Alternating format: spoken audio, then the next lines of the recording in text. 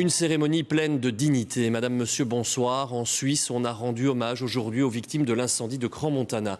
On en retiendra les prises de parole de 3 adolescents, témoins du drame. Ils ont appelé la jeunesse à vivre intensément. Mais les autorités suisses aussi ont pris la parole. Et on a entendu une phrase qu'on n'entend pas souvent en pareilles circonstances. C'est de notre faute, a-t-on notamment entendu aujourd'hui. Résumé de la cérémonie, Caroline Van Den Abel. Toute la lumière doit être faite sur les circonstances de cette tragédie et les responsabilités, y compris des autorités politiques. Voilà les mots forts employés par le président du Conseil d'État valaisan. La justice doit être rendue avec rigueur et indépendance. Mathias Reinhardt a aussi eu un mot pour les proches des victimes. Nous sommes avec vous.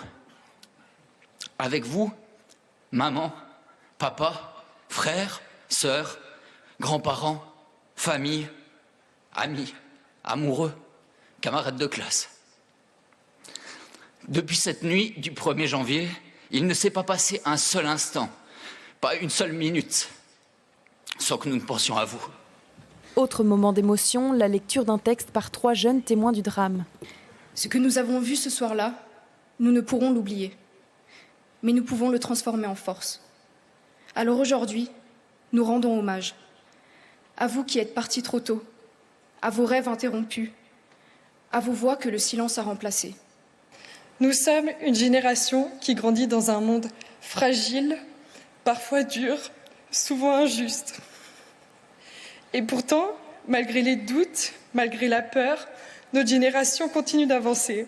Le texte d'une professionnelle du deuil a ensuite été lu par la comédienne et metteuse en scène Olivia Seigne.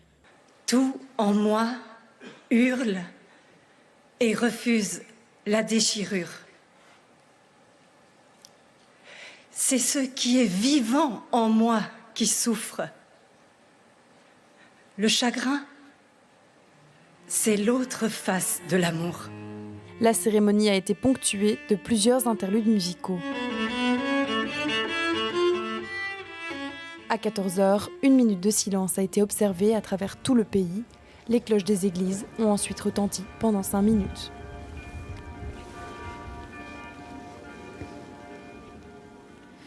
Et aujourd'hui, le gérant du bar où s'est produit l'incendie a été placé en garde à vue. Depuis Martigny, en Suisse, nous avons pu joindre Catherine Tonero qui nous explique précisément les motivations de la justice suisse. Eh bien, le ministère public a invoqué un risque de fuite pour justifier cette mesure de privation de liberté, une mesure que de nombreux avocats de familles de victimes attendaient ici. L'épouse du gérant du bar et elle ressortit libre à l'issue de ces près de 6 heures d'audition ce matin par la justice valaisanne. Jamais on aurait pu imaginer ça. Et ça s'est passé dans notre établissement. Et je tiens à m'excuser. Les 2 Français originaires de Corse sont poursuivis pour rappel pour homicide, incendie et lésions corporelles par négligence.